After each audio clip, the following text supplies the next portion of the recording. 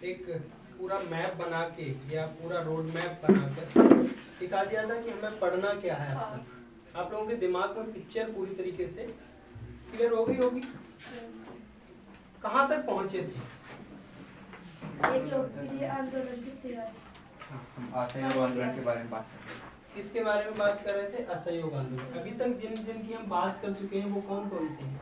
एक तो हमने सत्याग्रह की बात कर ली, रोड टैक्स की बात कर ली, सत्याग्रह। दूसरा हमने कौन कौन से सत्याग्रह की बात की है? 3 सत्याग्रह। चंपारण, अहमदाबाद, चंपारण, अहमदाबाद।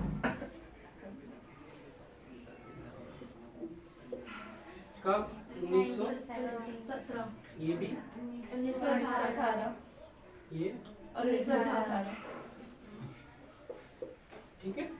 उसके बाद हमने दूसरे नंबर पे बात की थी रॉलेट एक्ट की। 1919। नंबर 3 पे रॉलेट सत्याग्रह। उसके बाद जलियांवाला मार्शल लॉ।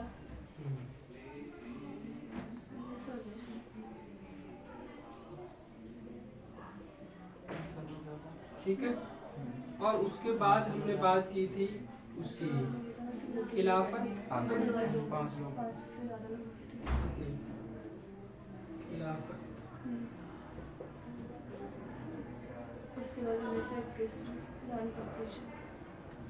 खिलाफत आंदोलन के बाद हमने असहयोग आंदोलन की बात।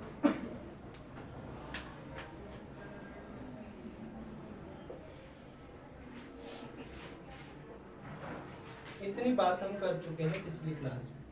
सत्याग्रह का अर्थ मैंने आप लोगों को समझाया था कि सत्याग्रह का अर्थ होता है सत्य की खोज या पावर ऑफ ट्रुथ।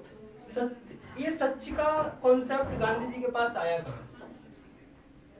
एक नाटक है हरिश्चंद्र, आपने सुना होगा हरिश्चंद्र के बारे में। बहुत सत्यवादी राजा हुए हमारे इतिहास में या हमारे पौराणिक कथाओं में।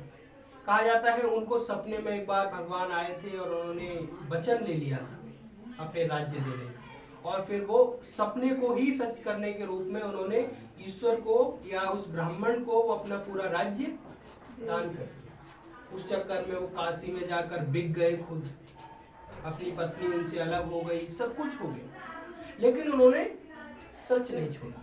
ये कहानी, ये नाटक उनकी माँ ने गांधी जी को पढ़ाया और सुनाया था, जिसके कारण गांधी के अंदर सत्य के प्रति बहुत बड़ा बात बैठ गई थी कि सच को कभी छोड़ना नहीं है। चंपारण 1917, खेड़ा 1918, अहमदाबाद 1918। चंपारण में नील के किसानों के लिए हुआ, खेड़ा में कपास के किसानों के लिए हुआ, और अहमदाबाद में मिल मजदूरों के लिए। आ जाओ, ठीक है। रॉलेट एक्ट, जिसमें बिना मुकदमा चले, हाँ, जिसमें किसी भी भारतीय नेता को बिना मुकदमा चलाए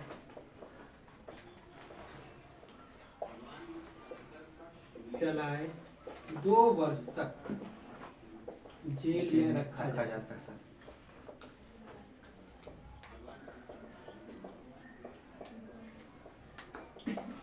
ठीक है। गांधी जी ने इसके प्रतिक्रिया में एक आंदोलन चलाया जिसको रॉलेट सत्याग्रह कहा। रॉलेट सत्याग्रह के तहत ये वाला कांड हुआ। कब हुआ? 13 अप्रैल 1919, अमृतसर के जलियांवाले बाग। क्या हुआ इंसिडेंट? General Dyer. ये लोग वहां थे क्यों? बैसाखी का त्योहार मना रहे थे, नहीं? और रॉलेट सत्याग्रह मतलब रॉलेट एक्ट के विरोध में कुछ जनसभाएं भी हो रही थी, जिसकी खबर इसलिए ये गया क्योंकि उससे पहले वहां पर मार्शल लॉ लागू हो चुका था, जो ज्यादा लोगों को, 5 से ज्यादा लोगों को इकट्ठे होने की इजाजत नहीं देता है और ना ही किसी को हथियार रखने की इजाजत देता है। जिसके कारण जनरल डायर अपनी गाड़ियां और अपनी सेना लेकर वहां गया और वहां जाकर उसने उन लोगों के ऊपर गोलीबारी करना शुरू कर दिया, जिसमें 400 लोग मारे गए और बहुत सारे लोग घायल हुए। इसकी प्रतिक्रिया में देश में भयंकर हिंसा हुई। भारत के लोग भड़क गए, पुलिस स्टेशन, रेलवे स्टेशन, डाकघरों आदि पर लोगों ने हमला करना शुरू कर दिया। उसके बाद खिलाफत आंदोलन भारत की आजादी के लिए नहीं हो रहा है। जो खिलाफत आंदोलन है इसका भारत की आजादी से कोई लेना देना नहीं है, लेकिन हाँ एक संबंध जुड़ पा रहा है कि दो आदमी हैं, दो भाई हैं, शौकत अली और मोहम्मद अली, जिन लोगों ने मिलकर ये खिलाफत आंदोलन चलाया, जिसका साथ महात्मा गांधी ने हिंदू मुस्लिम एकता के कारण दिया। क्योंकि देश को आजाद कराने के लिए एक धर्म विशेष कर कुछ नहीं कर सकता, पूरी देश की यूनिटी होना जरूरी है, तभी होगा। तो इसीलिए ऐसा हुआ। तो क्यों चलाया गया था? द्वितीय विश्व युद्ध में, प्रथम विश्व युद्ध में क्या हुआ? तुर्की के जो वहां के सम्राट थे, जो इस्लाम के खलीफा कौन होता है? एक धर्म गुरु होता है, या हम कहें मोहम्मद साहब के कुछ वंशज से रिलेटेड होता है। उसका असम्मान होगा या उसके ऊपर कोई ऐसी संधि थोप दी जाएगी जो कि उसके सम्मान को ठेस पहुंचाएगी। ऐसा ना हो, इसीलिए ये आंदोलन चलाया गया। महात्मा गांधी ने इसका साथ दिया। कलकत्ता अधिवेशन में ये बात पारित की गई कि हम खिलाफत आंदोलन का साथ देंगे। तो महात्मा गांधी ने कहा, देखो तो हम तुम्हारा वहां साथ दे रहे हैं, तो हमारे देश में असहयोग आंदोलन में हमारा साथ दो। असहयोग आंदोलन में, असहयोग जो शब्द देखो, इसको तोड़ के देखो, आ और सहयोग। आ माने नहीं सहयोग, मतलब कॉर्पोरेट सहयोग नहीं करना है। अगर मैं यहाँ पढ़ा पा रहा हूँ, उसका मैं अकेला कारण नहीं हूँ, उसका आप भी कारण है। यदि आप यहाँ पर भगदड़ मचा दें, शोर मचाएं, कुछ और बातें करें, तो क्या मेरा पढ़ाना संभव है? नहीं है। इसीलिए कोई भी चीज दो जगह से होती नहीं। महात्मा गांधी ने कहा कि अंग्रेज यहाँ है, वो बात ठीक है, लेकिन रखे कौन है उनको? उनके नाई कौन है? उनके वकील कौन है? उनके यहाँ पुलिस वाले कौन है? उनके यहाँ जो सारे काम होते हैं घर के या सरकार के, वो कौन कर रहा है? कितने लोग अंग्रेज? हम ही लोग तो कर रहे हैं। यदि हम अंग्रेजों का सहयोग करना बंद कर दें, तो मात्र 1 वर्ष में अंग्रेज लोग चले जाएंगे, हमारा देश छोड़कर भाग जाएंगे। करना क्या है? छात्र स्कूल और कॉलेज नहीं जाएंगे, वकील और अदालत नहीं जाएंगे, रेल हड़ताल होगी, पुलिस स्टेशन में जो भी भारतीय अंग्रेजों का कुछ भी काम करते हैं वो बंद करते हैं। जब हम उनका सहयोग ही नहीं करेंगे, जब हम उनका काम ही नहीं करेंगे, तो चले जाएंगे। क्या कैसे रुकेंगे? ये बात आई कॉन्सेप्ट। तो जब ये आया तो 1921 में ये आंदोलन शुरू होता है। कौन सा? खिलाफत नहीं, असहयोग आंदोलन। ठीक है। और तब क्या हुआ? छात्रों ने कॉलेज जाना बंद कर दिया, प्रोफेसरों ने और अध्यापकों ने पढ़ाना बंद कर दिया, अदालतों में वकीलों ने हड़ताल कर दी, वहां जाना बंद कर दिया, और जो भी काम थे, रेलवे स्टेशन की भी हड़तालें हुई, ये बहुत सारी चीजें हुई। उसके साथ साथ विदेशी कपड़े का बहिष्कार हुआ, उसकी होलियां जलाई गई, शराब की दुकानों की पिकेटिंग की गई। पिकेटिंग का अर्थ होता है रास्ता रोकना।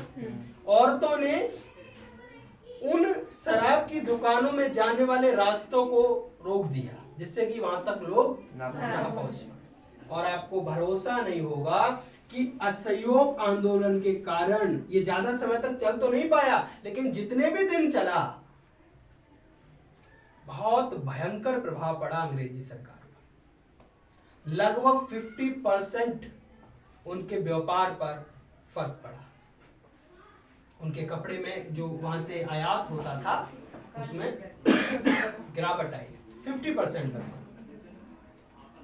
लेकिन हम भी, अंग्रेजियों का जो सामान आ रहा था, अंग्रेजों के जो कपड़े आ रहे थे, वो काफी सस्ते थे। हमारा जो सूत है, हमारी जो कताई थी, वो महंगा था, क्योंकि मशीन नहीं थे ना, टेक्नोलॉजी नहीं था। टेक्नोलॉजी से जो काम होगा वो आसान होगा, क्योंकि जल्दी हो रहा है, क्वालिटी भी हो। क्वालिटी हालांकि हम में भी थी, लेकिन महंगा था। दूसरा, अगर वकील अदालत नहीं जाएंगे तो खाएंगे क्या? अगर छात्र स्कूल नहीं जाएंगे, कॉलेज नहीं जाएंगे तो पढ़ेंगे कैसे? यदि अगर मास्टर पढ़ाने नहीं जाएंगे, उनका घर कैसे चलेगा? धीरे धीरे ये आंदोलन कमजोर पड़ा और लोग अपने व्यवसाय में वापस लौटने लगे। तब तक एक कांड हो गया 1922 में, चोरी चोरा। ठीक है, उत्तर प्रदेश में एक जगह है। कहां पर? उत्तर प्रदेश। मैप में आएगा तो आप लोग ध्यान रखेंगे।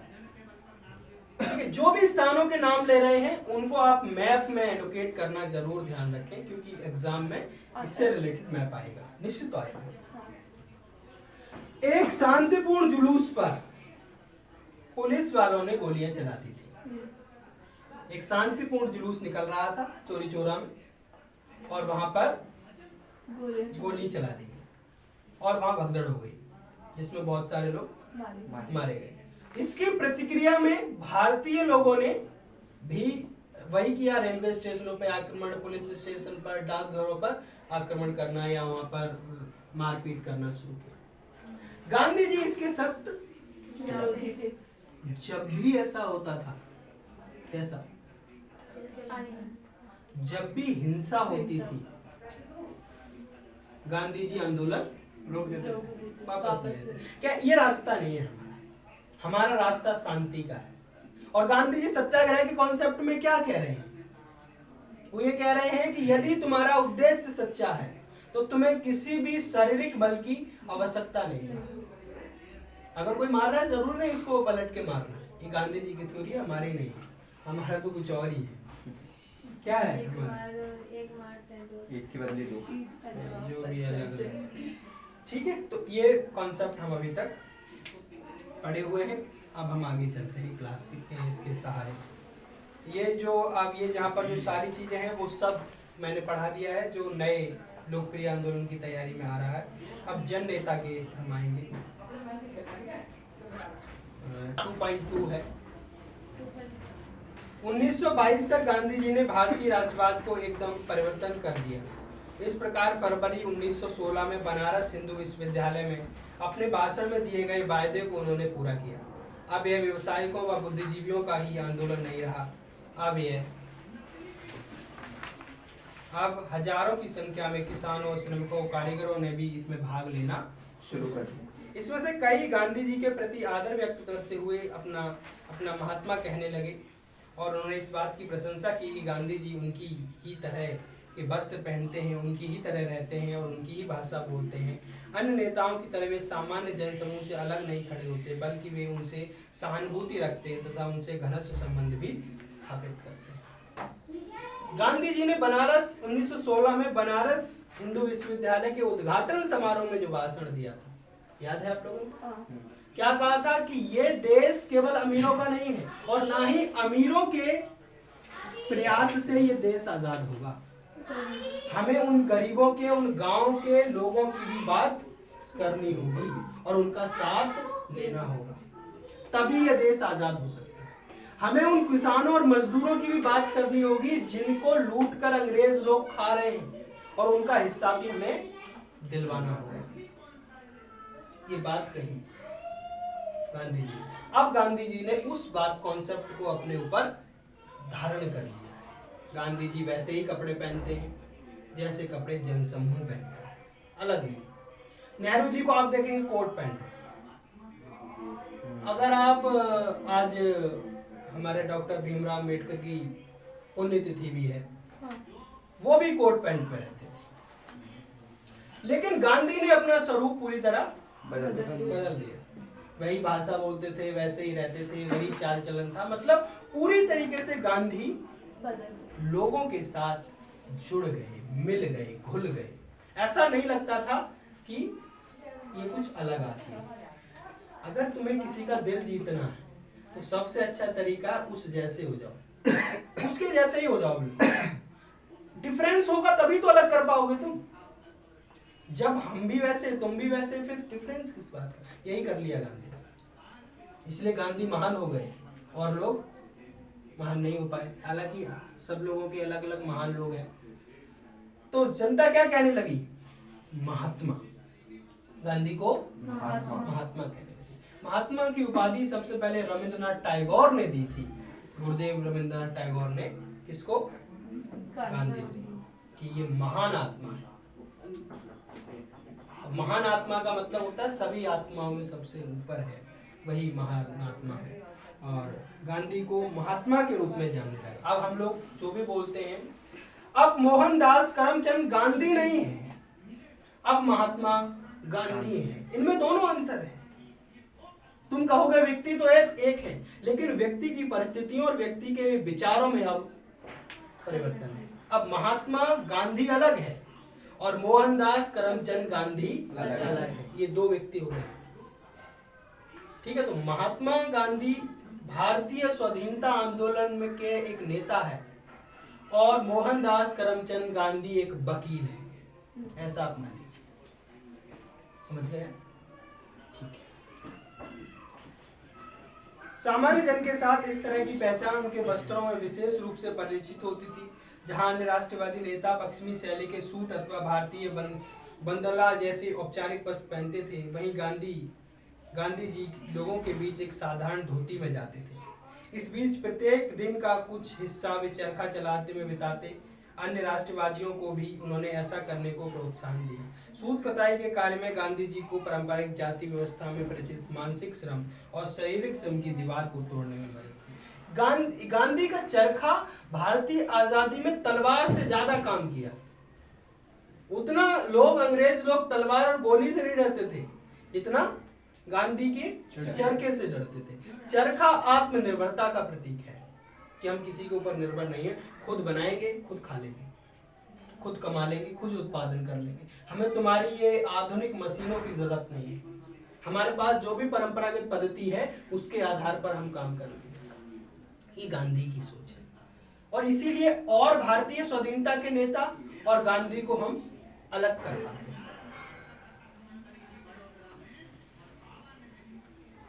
इतिहासकार शाहिद अमीन ने एक मंत्र मुक्त बात कर देने वाले अध्ययन में स्थानीय प्रेस द्वारा ज्ञात रिपोर्टरों और अफवाहों के जरिए पूर्वी उत्तर प्रदेश के किसानों के मन में महात्मा गांधी जी की जो कल्पना थी उसे ढूंढ निकालने की कोशिश की। फरवरी 1921 में जब वे इन क्षेत्र में गुजर रहे थे तो हर जगह भीड़ ने उसके बड़े प्यार से स्वागत किया। उनके भाषणों के दौरान कैसा माहौल होता है, इस पर गोरखपुर के एक हिंदी समाचार पत्र ने रिपोर्ट लिखी। रिपोर्ट को आप ध्यान से सुने। पटना में गांधी जी ने स्थानीय जनता को संबोधित किया और इसके बाद ट्रेन गोरखपुर के लिए रवाना हो गई। खूंखार, देवरिया, गौरी बाजार, चोरी चौरा, कुसुमही स्टेशन पर 15 से 20 हजार से कम लोग नहीं थे। महात्मा जी कुसुमही के दृश्य को देखकर बहुत प्रसन्न हुए। मैंने आपको बताया था कि महात्मा गांधी जहां भी जाते थे यथा जन समूह बहुत सारे लोग इकट्ठे हो जाते थे। और वहीं की रिपोर्ट है कि जब गांधी जी वहां पहुंचे तो बहुत सारे लोग वहां पर गांधी जी के स्वागत के लिए इकट्ठे हुए। ठीक है।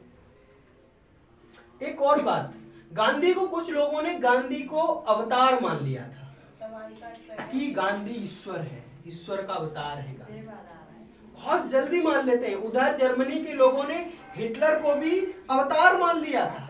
मैं हालांकि गांधी और हिटलर को कंपेयर नहीं कर रहा हूं, बल्कि मैं ये बता रहा हूं कि वहां भी उन लोगों ने ऐसा ही किया। बाद में उस अवतार ने क्या किया जर्मनी में, बल्कि गांधी जी वास्तव में एक अवतार के रूप में ही स्थापित हुए और उनकी उतना ही सम्मान है। गांधी जी जहां भी गए वहीं उनकी चमत्कारिक शक्तियों की अफवाहें फैल गईं। कुछ स्थानों का यह कहना था कि उन्हें राजा द्वारा किसानों के दुख तकलीफों को सुधारने के लिए भेजा गया तथा उनके पास सभी स्थानीय अधिकारियों के निर्देशों को अस्वीकृत करने की शक्ति है। मतलब वो राजा के द्वारा भेजा गया है और उसके पास ये पावर है कि किसी भी ऑफिस के किसी भी ऑफिसर की बात को रिजेक्ट कर सकता है। और रिजेक्ट करना कोई जरूरी नहीं है, रिजेक्ट हम अपने स्तर पे कर सकते हैं। हम नहीं मानते तुम्हारी बात, गांधी जी यही करते थे कि तुम मुझे गाली दो, मैं गाली से एक्सेप्ट ही नहीं करूंगा, तो मेरी गाली हो कैसे जाएगी। तुम आदेश दो, कानून बनाओ, हम कानून मानेंगे ही नहीं, बनाते रहो। हमारे लिए फर्क क्या पड़ेगा, हमारे लिए तो कोई अंतर ही नहीं पड़ेगा अगर हम कानून को मानेंगे ही नहीं। गांधी जी की शक्ति अंग्रेज बादशाह से उत्कृष्ट और यह उनके आने में औपनिवेशिक शासक जिले में भाग जाएंगे। गांधी जी का विरोध करने वालों के लिए भयंकर परिणाम की बात बताती कहानियां भी थीं। इस तरह की अफवाहें फैली कि गांधी जी की आलोचना करने वाले गांव के लोगों के हर रहस्यात्मक रूप से गिर गए अथवा उनकी फसल चौपट हो गई। गांधी बाबा, गांधी महाराज, महात्मा जैसे अलग अलग नामों से गांधी को जाना गया। उदाहरण उद्राकर के समान थे, जो उनकी ऊंची करों और दमनकारी अधिकारियों से सुरक्षा करने और उनके जैसे, पता है गांधी क्या है अभी अगर आप लोग समझें, जैसे महावीर जब नाम सुनावे भूत पिशाच निकट नहीं आवे, ये होता है। अंग्रेजों के कर और अंग्रेजों की दमनकारी नीतियों को भगाने के लिए महात्मा गांधी, गांधी बाबा, गांधी महाराज, ऐसे शब्दों का उच्चारण किया जाता था, अंग्रेज भागे। ठीक है, अभी भूत पिशाच के लिए हनुमान चालीसा पढ़ना पड़ता है, वैसे अंग्रेजों को भगाने के लिए गांधी चालीसा, गांधी चालीसा पढ़ेगा।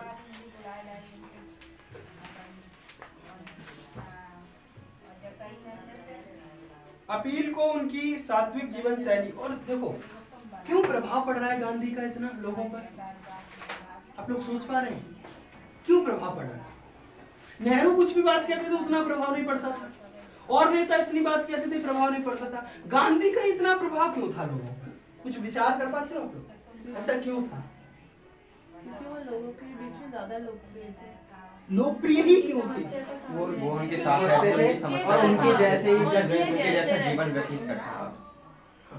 उनका जीवन एक तो साधारण था, उनके जैसा था, और सात्विक जीवन था। मान लीजिए खूब बर्गर और पिज्जा चाप के आया करा, भूख कैसी होती है मुझे पता है, मैं तुम्हारी भूख की बात करने आया। अरे तुम बर्गर पिज्जा रोटी पेट भर के आए और कह रहे हो मैं भूख की बात कर रहा हूँ, विश्वास करेगा कोई? अगर भूखा ही आदमी कोई भूख की बात करेगा तो उसका प्रभाव ज्यादा होगा। ऐसे ही गांधी थे। मैंने आपको कई बार कहानी सुनाई कि गांधी पहले अपने ऊपर इम्प्लीमेंट करते थे चीज को, उसके बाद बोलते थे। ऐसे नहीं कि मैं कोट पैंट में हूं तो तुम त्याग दो। आप बाबाओं के सत्संगों में जाओ, क्या कहते हैं? माया त्याग दो। खुद के पास 4 गाड़ियां हैं, 3 बंगले हैं, 5 कम से कम 8-10 बॉडीगार्ड हैं, और तुम माया त्याग दो। क्या करो? बाबा को दे दो। ये परिस्थिति, इसीलिए उन बाबाओं का, संतों का लोगों के ऊपर प्रभाव नहीं है। अगर आप किसी को उपदेश देना चाहते हैं, अगर किसी को आप परिवर्तन करना चाहते हैं, तो पहला परिवर्तन आपको खुद से करना पड़ेगा, और यही गांधी ने किया। इसीलिए गांधी ज्यादा लोकप्रिय हुए और ज्यादा और अन्य नेताओं से। ठीक है, आप लोग इस कॉन्सेप्ट को समझे। इतिहास के इस चैप्टर में हम भारत के अंदर जो राष्ट्रीय आंदोलन चल रहा है उससे ज्यादा महत्व हम गांधी को पढ़ रहे हैं इसमें, इसलिए गांधी के विचारों को ज्यादा रखें, प्रश्न हल करने में आसानी होगी। ठीक है, हम नीचे आएंगे। जो बात है ये, हालांकि महात्मा गांधी की स्वयं बहुत महत्वपूर्ण भूमिका थी, लेकिन गांधीवादी राष्ट्रवाद का विकास बहुत हद तक उनके अनुयायियों पर निर्भर था। 1917 और 1922 के भी भारतीयों को एक बहुत सी प्रतिभाशाली वर्ग ने स्वयं को गांधी जी से जोड़ दिया। इसमें महादेव देसाई, वल्लभ भाई पटेल, JB कृपलानी, सुभाष चंद्र बोस, अबुल कलाम आजाद, जवाहरलाल नेहरू, सरोजनी नायडू, गोविंद बल्लभ पंत और C राजगोपालचारी शामिल थे। ये पूरा समूह है गांधी के लोग। देखो ध्यान रखो, गांधी इतने ज्यादा लोकप्रिय जो हुए इसीलिए हो गए क्योंकि उनके विचार लोगों तक पहुंच पाए। उनको गांधी तो हर जगह नहीं पहुंच पाते। जैसे इसमें ये 3 आंदोलन चले हैं ना, गांधी जी इन 3 में से एक आंदोलन में नहीं गए। सरदार वल्लभ भाई पटेल गए हैं और नेता गए हैं, लेकिन नाम किसके नाम पर? गांधी के नाम पर, क्योंकि गांधी के विचारों से प्रभावित थे वो गांधी की शाखाएं। मान लीजिए मेरा कोई विचार है, आप लोग मेरे शिष्य हैं, और मेरी कोई बात है, मेरा कोई विचार है, मेरा कोई दर्शन है, और आप लोग समाज में फैलाएंगे, तभी फैलेगा। मेरे फैलाने से नहीं फैलेगा, आप लोगों के फैलाने से फैलेगा। तो व्यक्ति के जो साथी लोग होते हैं वो फैलाते हैं। तो गांधी के साथ साथ गांधी के जो साथी थे उन लोगों ने गांधी के दर्शन को माना और गांधी की बात को लोगों तक पहुंचाया। उनके नाम आप लोग जरूर ध्यान रखें जो मैंने अभी बोले हैं।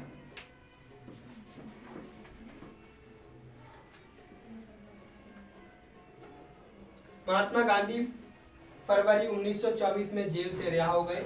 अब उन्होंने अपना ध्यान घर में, आपको पता है कब गिरफ्तार हुए हैं? असहयोग के बाद ये फिर गिरफ्तार हो गए थे। पंजाब नहीं, वो तो उस टाइम की बात है, वो निकल गई, फिर असहयोग हुआ और उसके बाद अब उन्होंने अपना ध्यान घर में बुने कपड़े को बढ़ावा देने तथा छुआछूत को समाप्त करने पर लगाया। गांधी जी की राजनीतिक जितने थे उतने ही समाज में सुधारक थे। राजनीति जो गांधी जी हैं, जितने राजनेता हैं उतने ही वो समाज सुधारक भी हैं। उन्होंने समाज के अंदर कुरीतियों को सुधारने का, जैसे पहली बात अगर हम करें तो गांधी जी ने छुआछूत को मिटाने का बहुत कोशिश की। उन्होंने कहा क्या है, वो लोग सब हरिजन हैं, भगवान के लोग हैं। उन जिनको छुआछूत माना जाता था गांधी जी ने उनको हरिजन नाम दिया कि सभी हरिजन है, कोई छुआछूत नहीं होती है। और साफ सफाई के लिए बहुत ज्यादा प्रेरित किया लोगों को गांधी ने। ये एक समाज सुधार की ही बात है। दूसरी, गांधी ने औरत तो वैसे जात जो वर्ण व्यवस्था है उसको गांधी ने सपोर्ट किया। ये कहा कि ये वर्ण व्यवस्था है, ये हर जगह होती है और ये नेचुरल है, क्योंकि सबके काम इसमें बटे हुए हैं और सबको अपने अपने काम करेंगे तभी कोई व्यवस्था सिस्टमैटिक तरीके से चल पाएगी, नहीं तो सब एक दूसरे में इंटरफेयर करेंगे तो संभव नहीं हो पाएगा। इसलिए वो गीता में बहुत विश्वास रखते थे। वो हम कहें धार्मिक न होते हुए आध्यात्मिक थे, धार्मिक नहीं थे।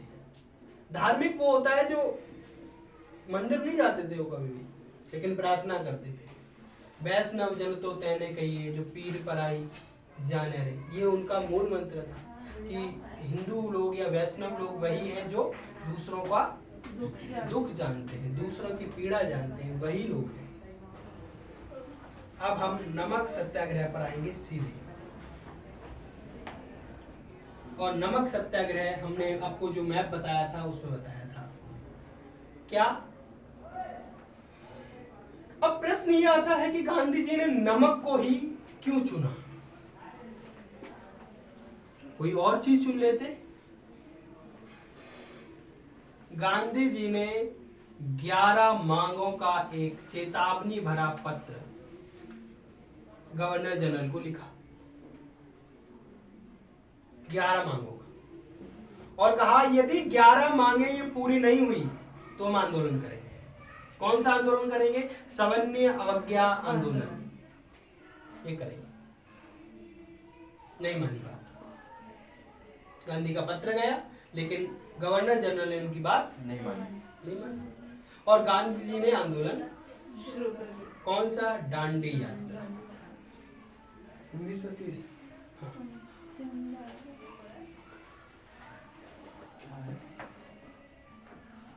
सुनिए, असहयोग आंदोलन समाप्त होने के कई वर्ष बाद तक महात्मा गांधी ने अपने को समाज सुधारक कार्यों में केंद्रित रखा और 1928 में उन्होंने पुनः राजनीति में प्रवेश करने की सोची।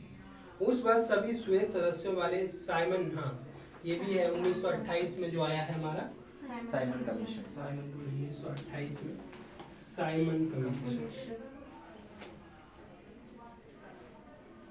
साइमन कमीशन में 5 सदस्य हैं। कितने? 5 सदस्य, जिसका सर लॉर्ड साइमन अध्यक्ष है। क्या? साइमन इसका अध्यक्ष है। 5 सदस्यीय कमेटी है। जो ये 5 लोग हैं ये सब ब्रिटेन की पार्लियामेंट के सदस्य हैं। ठीक है, इसमें एक भी भारतीय नहीं है और ये भारत के आगामी संविधान जो बनने वाला है उस पर सलाह और सुझाव देने आए हुए हैं कि वो कैसे बने। भारत के लोगों ने इसका साइमन गो बैक के नारों से काले झंडे दिखाते हुए स्वागत किया। ठीक है, क्या कहा? साइमन गो बैक और काले झंडे दिखाए, क्योंकि इसमें कोई भी भारतीय सदस्य शामिल नहीं था, इसीलिए ऐसा हुआ। और कोई विदेशी लोग हमारा संविधान बनाकर जाएंगे, क्या वो संविधान हमारे अनुरूप होगा? नहीं हो। हमारी क्या समस्याएं हैं ये हम ही जानते हैं ना, तुम कैसे जान पाओगे? और अगर वो लोग संविधान बना के भी चले जाते तो हम आजाद होकर भी आजाद नहीं हो पाते। आज भी हालांकि नहीं हो पाए हैं, क्योंकि वो सारी व्यवस्था वैसी ही है जैसी अंग्रेजों के टाइम में थी, बस लोग बदल गए, गोरे से काले हो गए, बाकी व्यवस्था वही। उसी जब इस आंदोलन में, साइमन गोबैक के आंदोलन में लाला लाजपत राय की मृत्यु हो गई है, लाठीचार्ज हुआ और उसमें उनको चोट लगी सर में, जिसके कारण उनकी मृत्यु हो गई। और उसके बाद भी काफी भयंकर हिंसा हुई देश में। और फिर अब गांधी जी आप देख रहे हैं 1924 से लेकर 1928 तक हमें राजनीति में नहीं दिख रहे हैं। कहाँ थे वो? समाज सुधार में। जैसे छुआछूत को लेकर, साफ सफाई को लेकर, और जो बाल विवाह आदि हमारे समाज में चल रहे थे, उन सब को लेकर गांधी जी बहुत सचेत थे। और बहुत ज्यादा मंदिर में प्रवेश को लेकर, जिन लोगों हम छुआछूत की वजह से छोटी जाति के लोगों को मंदिर में नहीं, इसी के समांतर एक और आदमी चल रहा है, कौन? अंबेडकर साथ चल रहे हैं। लेकिन अंबेडकर और गांधी की कभी बन नहीं रही। गांधी कह रहे हैं देश को आजाद कराना है, उन्होंने कहा देश को बाद में आजाद कराना है, पहले समाज को सुधार लो। ये जो तुम्हारी सोसाइटी है ना, अगर देश आजाद भी हो गया तब भी इसका कुछ फायदा नहीं होगा, क्योंकि एक वर्ग ऐसा होगा जिसको कभी आजादी मिलेगी ही नहीं। सवर्ण, ब्राह्मण या जो भी लोग हैं वो उन लोगों को परेशान करते रहेंगे। ये अंबेडकर कह रहे थे। और वो इसीलिए भारत के आजादी के आंदोलन में कम इंटरेस्ट थे, बल्कि समाज सुधार के काम में ज्यादा इंटरेस्ट थे। इसीलिए वो महाड़ सत्याग्रह चलाया उन्होंने 1927 में, कि एक जगह थी, तालाब था, वहां से ये अलाउड था कि सब लोग पानी पी सकते हैं, लेकिन फिर भी नीची जाति के लोग या जिनको हम कहते हैं शूद्र लोग पानी नहीं पी पाते थे। तो उन्होंने एक आंदोलन चलाया, महाड़ सत्याग्रह, और वहां पे जाके सभी अछूतों ने पानी पिया हाथ से, और फिर कहा कि ये क्या कर दिया, सब वो अछूत हो गया। क्या वो तालाब जो था ना महाड़ का, तो फिर उसमें गंगा जल डाला गया, गौ का मूत्र डाला गया, फिर वो शुद्ध हुआ। तो ऐसे शुद्ध हो गई है हमारे यहाँ चीजें, समझ गए आप लोग? जब भी आप अशुद्ध हो तो इस प्रकार के कार्य कर सकते। 1929 में दिसंबर के अंत में कांग्रेस ने अपना वार्षिक अधिवेशन लाहौर शहर में किया। ध्यान रखेंगे 1929 में लाहौर अधिवेशन हुआ है, ठीक है। और वहां पर बात हो रही है किसकी? अब ये वाला कॉन्सेप्ट बहुत जरूरी है। वहां पर ये तय किया गया कि 26 जनवरी 1930 को हम भारत का स्वतंत्रता दिवस मनाएंगे। मतलब हम उस दिन पूर्ण स्वराज प्राप्त करेंगे, जो हमारा आजादी हमें उस दिन मिल जाए। ये कब हुआ? 26 जनवरी। ये किस अधिवेशन में हुआ? लाहौर अधिवेशन में 1929 में दिसंबर, ठीक है। और पूर्ण स्वराज अथवा पूर्ण स्वतंत्रता की घोषणा कर दी। 26 जनवरी 1930 को विभिन्न स्थानों पर राष्ट्रीय ध्वज फहराकर देशभक्ति के गीत गाकर स्वतंत्रता दिवस मनाया गया।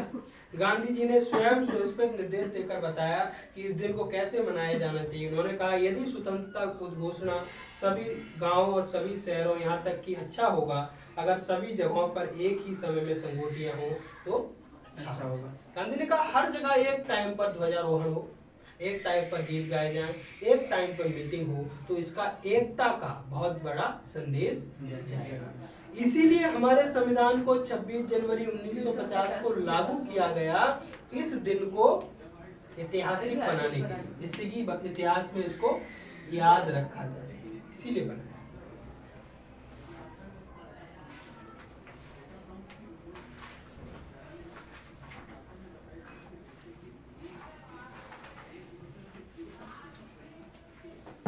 उसके बाद हम आते हैं दांडी पर, दांडी यात्रा।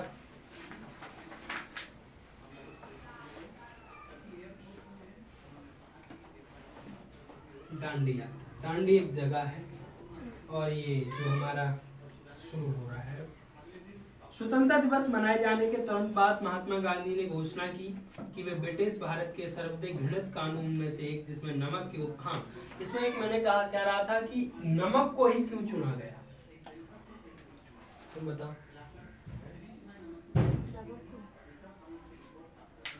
क्योंकि वो खाने में वही स्वाद आता है। इसीलिए नमक हमारे देश में ही बनता था, बट उस पर भी टैक्स लगाते थे, पैसे लेते थे। तो और भी बहुत सारी चीजों पे टैक्स लगाया था उन्होंने, लेकिन नमक को ही गांधी जी ने क्यों चुना कि इसको ही हम एक वो माने, सिंबल माने, इसी के लिए आंदोलन करें, किसी और चीज के लिए क्यों नहीं? नमक सिर्फ ब्रिटिश गवर्नमेंट बना सकती थी और इंडियन पब्लिक नहीं बना सकती थी। क्योंकि नमक खराब खराब नहीं होता था जल्दी, और कहीं आंदोलन होता, कहीं जाना होता था, वो तो साथ में लेते तो थे। नमक लेके जाओ, क्या करेंगे? किसी भी ये वही सोच के बता रही है जो किसान को जेब में कुछ भी डाल लो, निकाल के खा लो, जो आप बता रहे हो, थोड़ी छोड़ दो। नमक को ही क्यों चूज किया? क्योंकि नमक हर कोई यूज करता है। ये बात है। छोटा हो, अमीर हो, गरीब हो, हिंदू हो, मुसलमान हो, किसी भी जाति धर्म संप्रदाय का हो, नमक तो सब यूज करते हैं। तो नमक एक यूनिटी का प्रतीक बन गया कि इस पे तो सब आएंगे ही एक साथ, क्योंकि ये ऐसी चीज है जो सबकी जरूरत की चीज है। अमीर गरीब, छोटा बड़ा, दक्षिण उत्तर, कहीं का भी कोई हो, हर कोई यूज नहीं करता है। तो गांधी कितना चालाक आदमी है, पकड़ लिया पॉइंट पकड़ लिया और शुरू कर दिया। क्या शुरू किया? दांडी यात्रा। दांडी यात्रा उन्होंने शुरू की। 12 मार्च 1930 को गांधी जी ने साबरमती में अपने आश्रम से समुद्र की ओर चलना शुरू किया।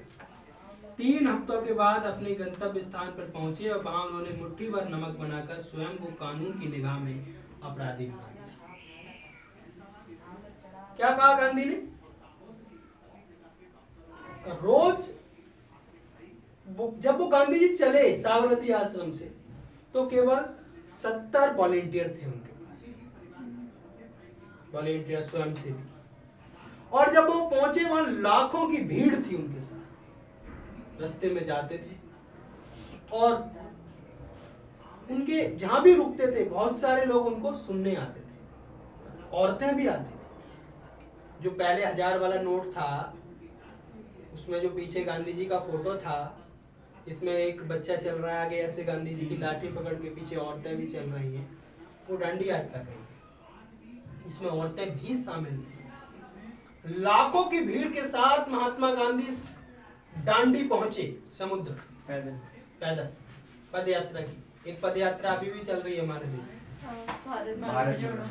ठीक है। तो पद यात्राओं से बहुत बहुत बड़ी बड़ी चीज हुई है हमारे देश में। पद यात्रा छोटी चीज नहीं है, लेकिन पद यात्रा को करने का तरीका अच्छा होना चाहिए। वो गांधी थे, आज भी लोग गांधी ही हैं, लेकिन फर्क है। आज भी जो पद यात्रा चला रहे हैं गांधी हैं। उन गांधी का नाम सुन के लोग सीरियस हो जाते हैं, और इन गांधी का नाम सुन के तुम लोग ही हंस रहे हो, तो इससे बताइए क्या होता है। तो ये चीज आप लोग समझो। वहां पहुंचे और वहां जाकर उन्होंने, ये क्या कानून था? ये कानून था कि नमक केवल ब्रिटिश सरकार बनाएगी और उस पर टैक्स देना पड़ेगा लोगों को। नमक एक भोजन की मूलभूत आवश्यकता है, उस पर तुम कैसे लगा सकते हो? गांधी ने कहा ठीक है तुम लगाओ, हम कानून को तोड़ेंगे, सिविल नाफरमानी आंदोलन चलेगा, मतलब सविनय अवज्ञा आंदोलन। अवज्ञा, अवज्ञा, आज्ञा ना मानना, सिविल डिसओबीडिएंट मूवमेंट। आज्ञा ही नहीं मानेंगे, जो कानून है उस कानून को ही नहीं मानेंगे। गांधी जी ने जाकर नमक बनाया और खुद दोषी हो गए। इसीलिए गांधी कुछ करना शुरू कर देते थे, लोग वही करना शुरू कर देते थे। तो लोगों ने अंग्रेजी सरकार के द्वारा बनाए गए कानूनों को तोड़ना शुरू कर दिया और 12 मार्च 1930 से शुरू होता है सवर्ण अवज्ञा आंदोलन। ठीक है, 12 मार्च से 6 अप्रैल 1930 तक।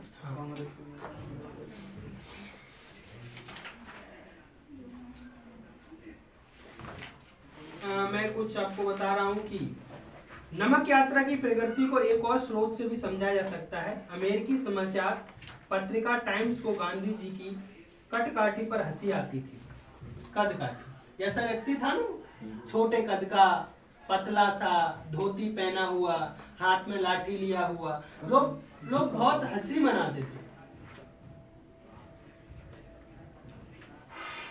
पत्रिका ने उनके तकुए जैसे शरीर और मकड़ी जैसे पेड़ों का खूब मजाक उड़ाया। किसको? तकुए जैसे शरीर और मकड़ी जैसे पेड़ों का खूब मजाक उड़ाया था। इस यात्रा के बारे में मैं अपनी रिपोर्ट में ही टाइम्स ने नमक यात्रा के मंजिल तक पहुंचने पर अपनी गहरी शंका व्यक्त की थी। उसने दावा किया कि दूसरे दिन पैदल चलने के बाद गांधी जी जमीन पर पसर गए थे और पत्रिका को इस बात का विश्वास नहीं था कि इस मरियल साधु के शरीर में और आगे जाने की ताकत बची है। लेकिन एक हफ्ते में ही पत्रिका की सोच बदल गई। टाइम्स ने लिखा, इस यात्रा को जो भारी जन समर्थन मिल रहा है उसने अंग्रेज शासकों के गहरे तौर पर बेचैन कर दिया है। अब वे भी गांधी जी को ऐसा साधु और राजनेता कहकर सलामी देने लगे जो ईसाई धर्मावलंबियों के खिलाफ ईसाई तरीकों का भी हथियारों के रूप में इस्तेमाल कर रहा है। क्या हुआ? किसी के शरीर को देखकर उस पर टिप्पणी नहीं करनी चाहिए। कौन कितना मरियल है, जो दिख रहा है जरूरी थोड़ा वही होगा, और ज्यादातर ऐसा ही होता है, जो दिख रहा है वो होता ही नहीं है, होता तो कुछ और ही है। तो गांधी जब दूसरे ही दिन गांधी पसर गए, थक गए होंगे बेचारे, तो उसने समझा अब तो ये उठेगा ही नहीं, और वो उठे, चले, वो चलते थे और वहां पर पहुंचे और जाकर नमक कानून तोड़ा। फिर ये पत्रिका उनकी फैन बन गई, ऐसा मान लीजिए।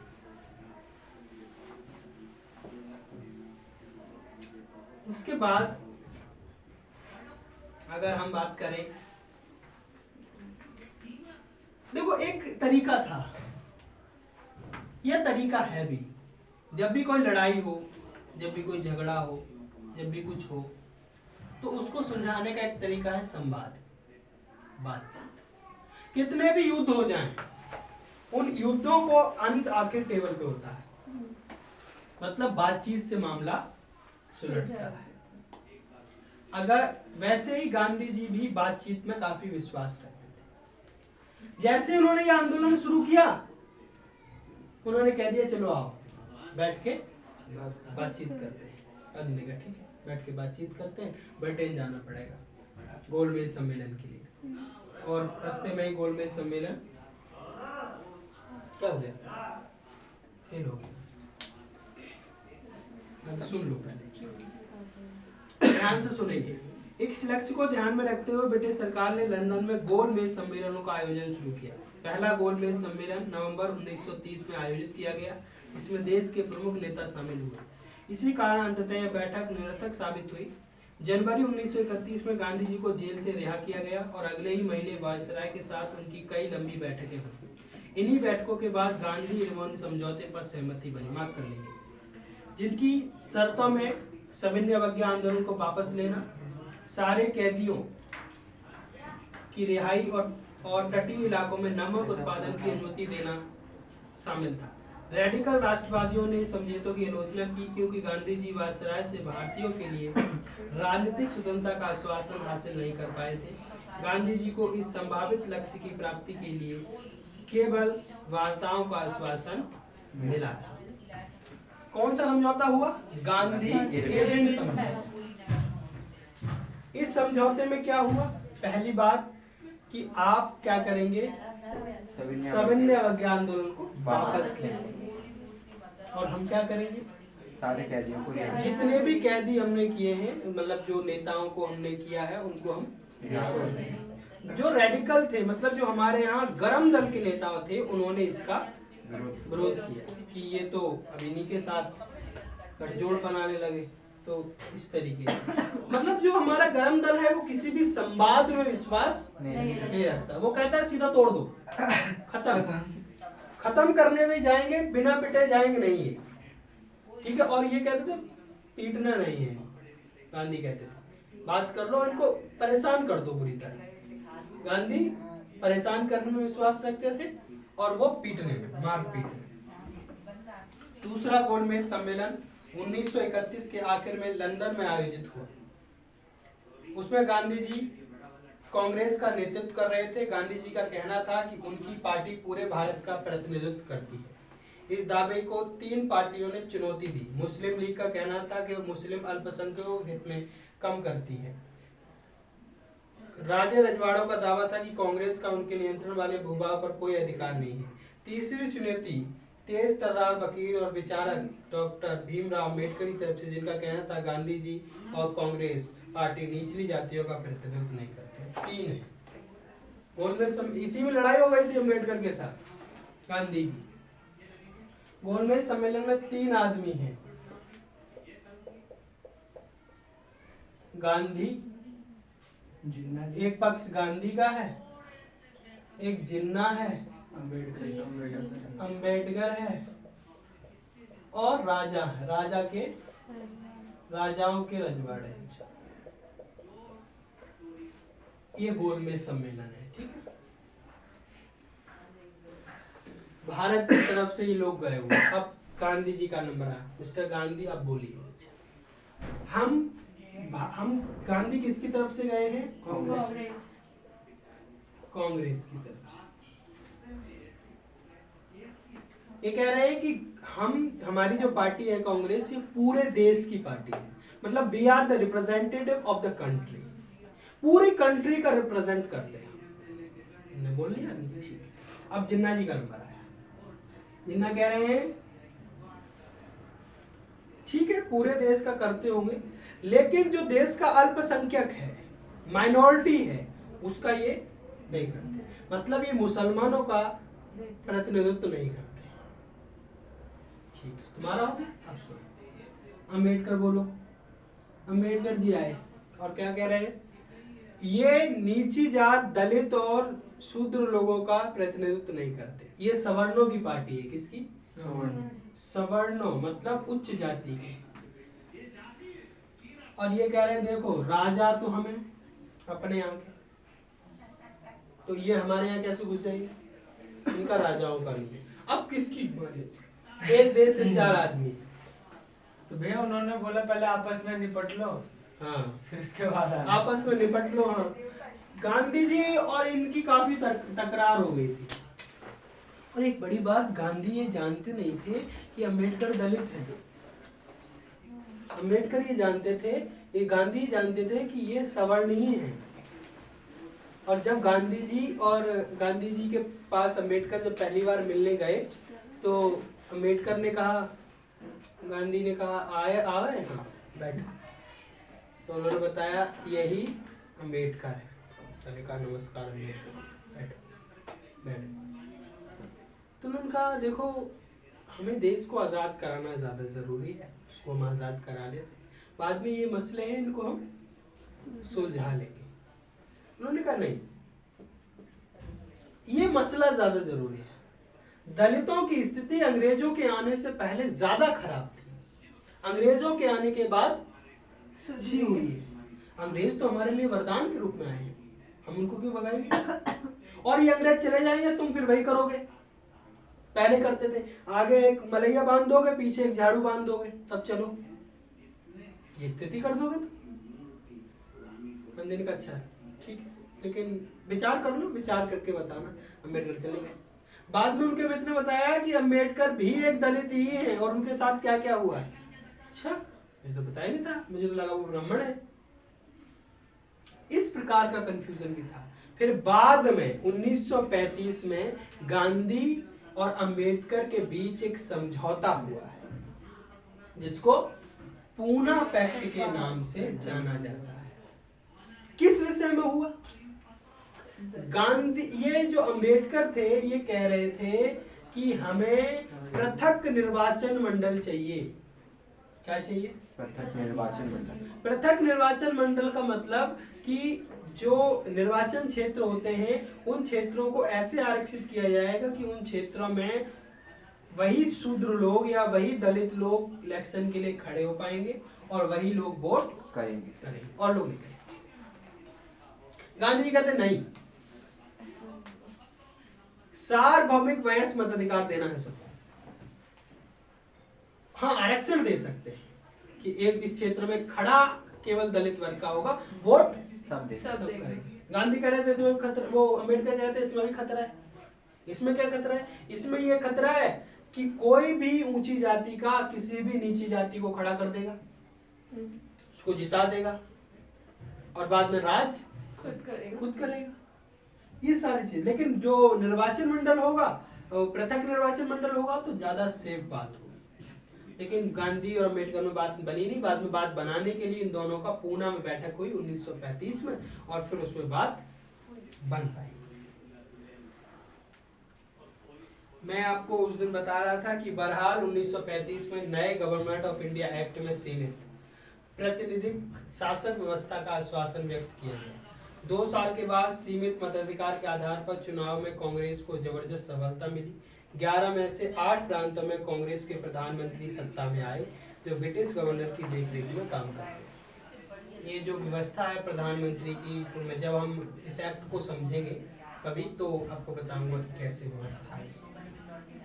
कांग्रेस मंत्रिमंडलों की सत्ता में आने के 2 साल बाद दिसंबर 1939 में दूसरा विश्व युद्ध शुरू हो गया और महात्मा गांधी और जवाहरलाल नेहरू दोनों ही हिटलर व नाजियों के कट्टर आलोचक थे। ठीक है। 1939 में क्या शुरू हुआ? दूसरा विश्व युद्ध खत्म कब हुआ? 1945। किसकी वजह से हुआ? जर्मनी की वजह से। जर्मनी में कौन था? हिटलर। तो गांधी और हिटलर तो कहीं मिल नहीं सकते। तो भारत भी, या जो हमारे देश के कांग्रेस के नेता थे वो उसके सख्त विरोध में थे कि इन लोगों ने। अब हमारे पास ये मौका था कि हम आजाद हो जाए। ये अंग्रेज फंस गए हैं। युद्ध लड़ेंगे कि हमें देखेंगे? युद्ध भी तो लड़ना। देखो, हम युद्ध में साथ देंगे तुम्हारा, शर्त यह है हमें आजाद करोगे। साथ तो दे देंगे, वरना साथ नहीं देंगे जाओ, हिटलर तुम्हें खा जाएगा पका के। इनका अच्छा सोचेंगे नहीं। अभी बताओ हम तुम्हारा साथ तभी देंगे जब तुम हमारा साथ छोड़ दोगे। सही बात है। सही बात है। तो ऐसी आपने कहीं सुना है ऐसा होगा? ऐसा हुआ था। आप सुन लिया भैया। और बाद में आपको पता है 1945 में जापान बेचारे को पीटा गया बुरी तरह। कोई मतलब नहीं था, वो भी ज्यादा ही उंगली कर रहा था अमेरिका को। बेचारा चुपचाप है वो। उसको उधर से उसने जाकर घूम के उसके नौसेना पे हमला कर दिया। अजगर है बेचारा, सो रहा है। तुम बार बार जाके चींटी काट रहे हो उसको। मजे ले रहे हो, कुछ बोल नहीं रहा है तो चूहा उसके ऊपर कूद रहा है। अंत में तो खाएगा ही ना वो, कहाँ तक ही देखे। और फिर उसको मौका मिल गया कि मैं अब अपनी ताकत दिखाऊं कि मैं भी अजगर हूं। और उसने अजगरपन दिखा दिया। 2 बम फेंके छोटे से देश पे। आज तक भुगत रहा बेचारा, आड़े टेढ़े पैदा होते। हार किसकी हुई? जर्मनी की। ये पूरा ये जर्मन जापान सब हार गए और ये इंग्लैंड वगैरह ये जो थे मित्र राष्ट्र जीत गए। और हिटलर ने क्या किया अंत में? आत्महत्या। सबने मिलकर आत्महत्या कर ली, पूरे परिवार ने। सामूहिक आत्महत्या। खत्म।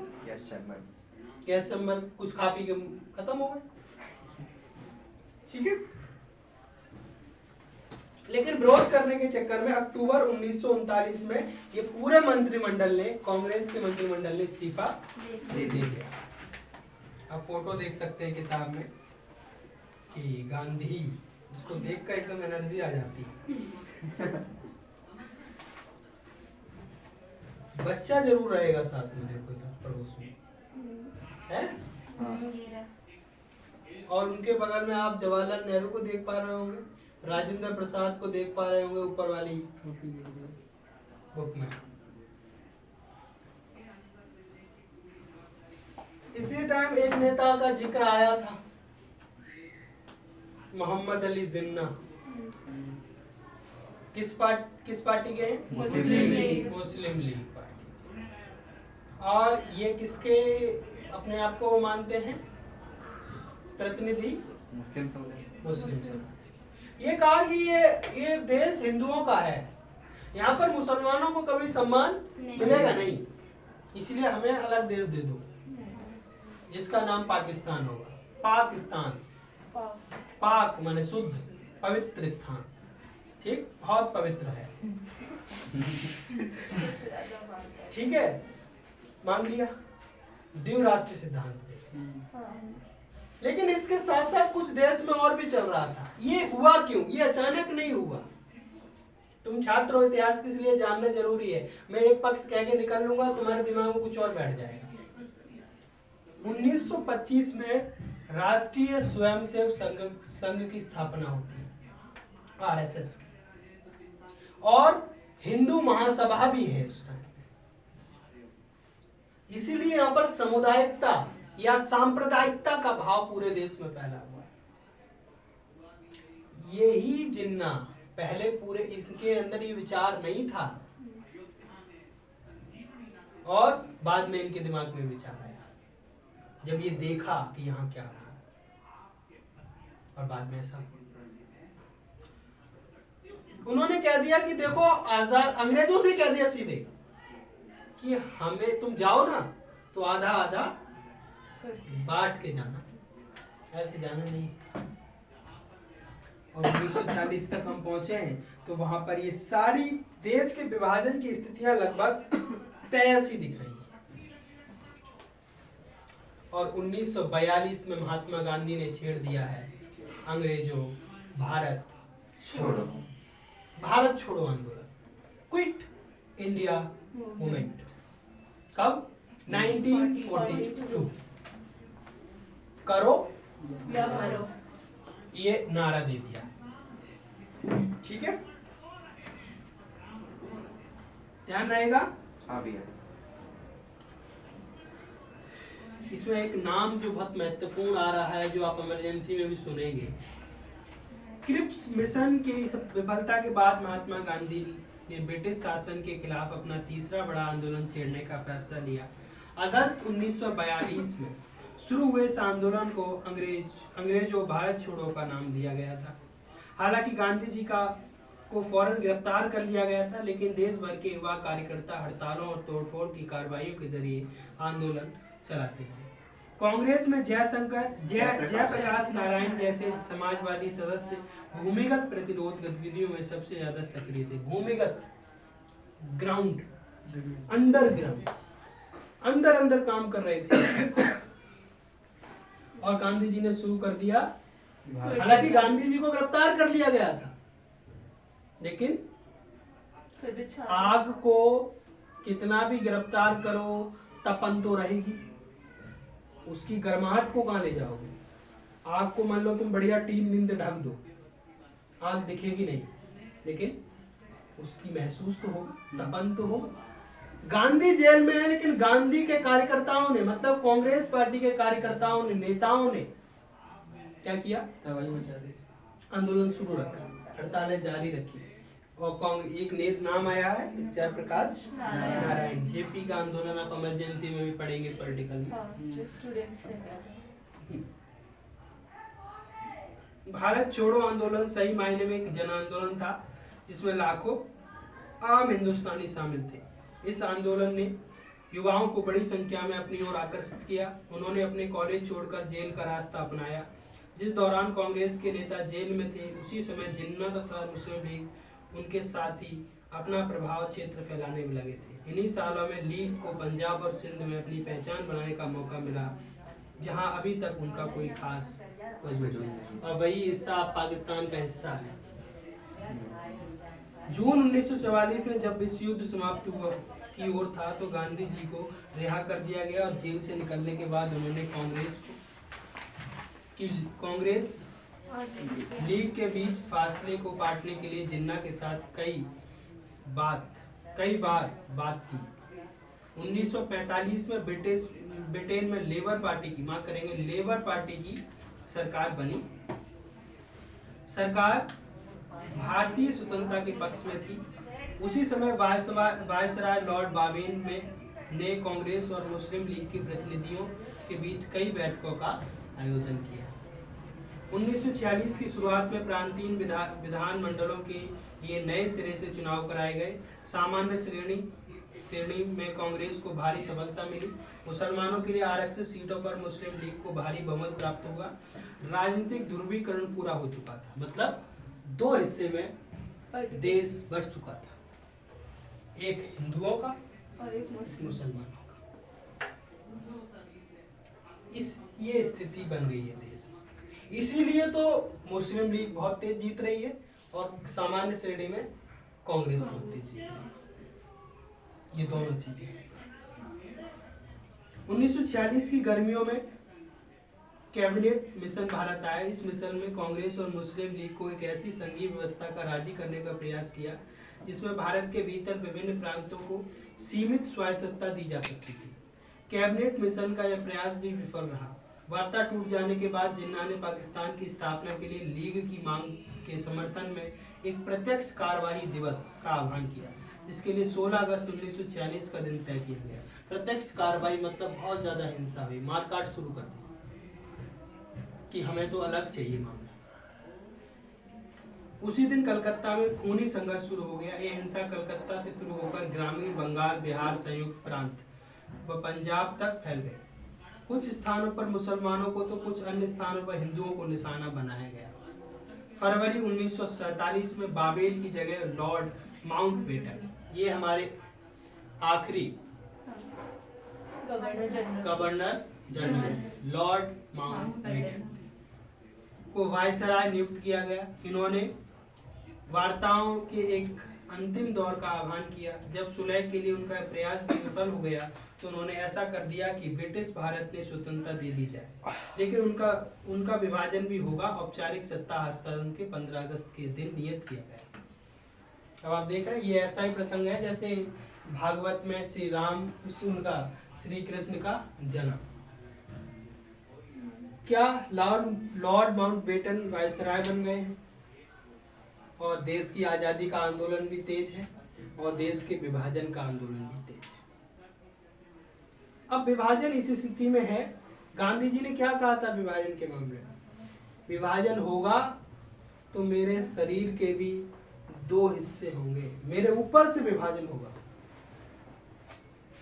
लेकिन लॉर्ड माउंटबेटन कह रहे हैं कि देश को आजादी दिला देंगे। कब दिलाएंगे?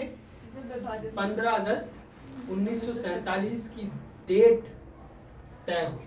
उसके साथ साथ ये भी तय हुआ कि भारत का विभाजन भी होगा 2 हिस्सों, भारत और पाकिस्तान। ठीक है? समझ में आ रहा है? अभी कितने पाकिस्तान के कितने हिस्से हो गए? पाकिस्तान में बढ़ गया उतने ही। कितने में? कौन कौन? वाह कितनी होशियार हो गई। सही कहा तुमने। सॉरी क्यों बोल रही? इसकी छापा सही है।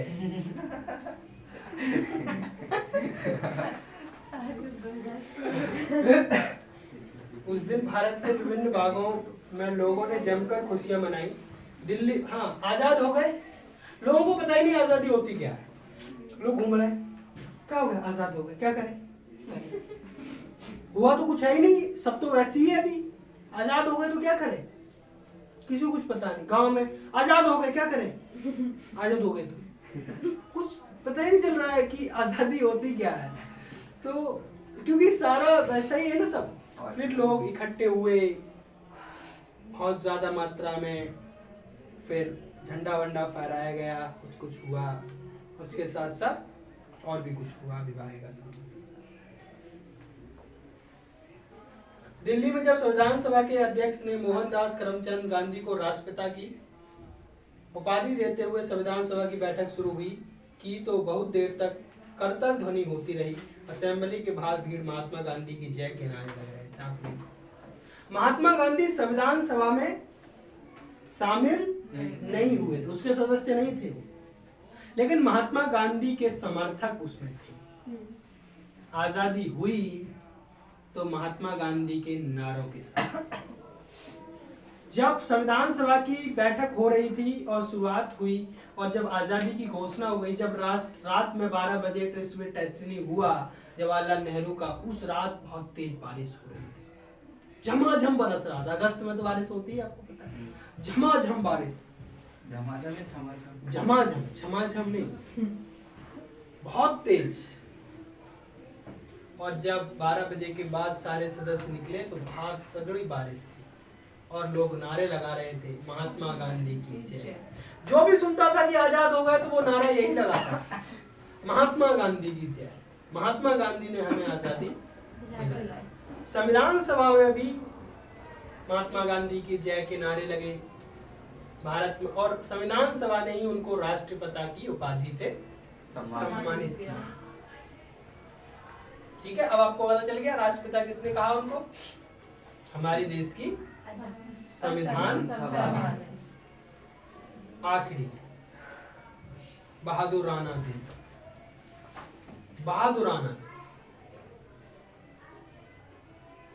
देखो आप लोग समझिए कि आखिर दिन जो होता है ना, सबसे ज्यादा भावुक दिन होता है, चाहे वो कभी भी हो। आपकी स्कूल का जो आखिरी फेयरवेल वाला दिन होगा, आप किसी को मत जानते हो, किसी से आपका कोई मोह नहीं हो, लेकिन फिर भी एक भावुक बना दिन होगा। जिस दिन आपका यहाँ पर आखिरी दिन होगा, उस दिन भी अंदर एक तरह की भावुकता होती है। आज आजादी मिल गई है, मतलब 15 अगस्त 1947 को देश का विभाजन भी हो गया। अब बहुत सारी समस्याएं शुरू होती है देश में। आपने पॉलिटिकल साइंस में पढ़ा कि 3 समस्याएं देश के सामने थी। बहादुराना में क्या बहादुर है? एक तो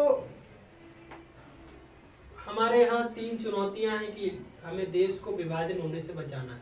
एक तो टुकड़ा हो ही चुका है, और टुकड़े ना हो उससे बचाना है। दूसरा लोकतंत्र लाना है। तीसरा सबको समानता देनी है। ये 3 चुनौतियां हमारे सामने मुंह फाड़े खड़ी हुई थी, इनको संभालना था। लेकिन भारत के आजादी के साथ साथ जो विभाजन हुआ वो बहुत दर्ददायक था, जिसको भारत की सरकार 14 अगस्त को विभाजन विविधता दिवस के रूप में मनाती है। भारत की सरकार मतलब हम लोग, दोनों तरफ से मार काट की स्थिति शुरू हुई। उधर से भी बहुत सारे लोगों को मारा गया, इधर से भी मारा गया। ट्रेन उधर से लाशों से भरी हुई आ रही थी। हिंदुओं की लड़कियों और औरतों को छीन लिया गया था, उनके साथ जबरदस्ती विवाह किए गए थे और उनके साथ गलत तरीके से संबंध बनाए गए थे और बहुत सारे लोगों को मारा गया था। इसकी प्रतिक्रिया में भारत में भी ऐसा कुछ हुआ, यहाँ भी बहुत मारा गया। अचानक से मैं इतने दिन से घर में रह रहा हूँ, अचानक से एक दिन कह दिया कि अब आप यहाँ नहीं रह सकते, अब आप पाकिस्तान जाना पड़ेगा। या मैं बहुत दिन से पंजाब या सिंध में रह रहा हूँ, अब आप यहाँ नहीं रह सकते, अब आप भारत में जाइए। भारत का विभाजन किस आधार पर हुआ? धर्म के आधार, धर्म के आधार, धर्म के आधार पर विभाजन हो गया। और विभाजन बुरा नहीं है, विभाजन हो गया भाई, हमारे भाई बहनों के बीच में भी विभाजन होता ही है। हम जो भाई भाई होते हैं, बड़े होते हैं, तो उसमें भी विभाजन होता है, घर बढ़ता है, अलग अलग फैमिली होती है। लेकिन विभाजन के बाद जो हुआ वो ज्यादा दुख है। उसमें जो लोग मारे गए, उनके साथ जो हुआ वो दुख देने वाला है। समझ में आ रही? ये ज्यादा दुख। कुछ नाम मैं पढ़ देता हूँ। और गांधी क्या कर रहे हैं, भूलना नहीं। पूरा देश एक तरफ उत्सव मना रहा है, किसका? आजादी का। और दूसरे तरफ खून की दहार बह रही है। मैं यहाँ पर रह रहा हूँ, मेरा नाम विशाल है, इधर एक हकीम सकीम भाई रहते हैं पड़ोसी। अब ये विशाल भाई सकीम भाई की गर्दन काट रहा है और सकीम भाई विशाल भाई की गर्दन काट रहा है। ये स्थिति हो गई, पड़ोसी पड़ोसी को मारने लगा। और हुआ क्या है, आजादी। गांधी जी आखिर मान क्यों गए इस बात को? गांधी जी इसीलिए मान गए थे कि हिंसा ना हो, कैसे भी कैसे बढ़ जाए, लेकिन लड़ाई झगड़ा नहीं होना चाहिए, हिंसा नहीं होनी चाहिए, लोग मारे नहीं जाने चाहिए। बात जो आदमी ये कह रहा था कि हमारे ऊपर से विभाजन होगा, उस आदमी ने बाद में विभाजन होने पे सहमति कैसे जताई? इसीलिए कि बस लड़ाई झगड़ा ना हो, शांति से हो जाए, शांति से रहने चाहिए। लेकिन हुआ वही जो वो नहीं चाहते थे। कलकत्ता के छोटे से गांव में कहीं बैठे हुए हैं गांधी जी, और पूरे देश में ये माहौल है। यानी कि जब उन्हें भारत का मतलब पिता कहा गया, तो उस टाइम पे वो वहाँ मौजूद नहीं थे? नहीं, राष्ट्रपिता नहीं, वहाँ नहीं थे। मतलब वो संविधान सभा में नहीं थे, उनको बस कह दिया गया। बंद कर दीजिए, आज इतना ही करेंगे।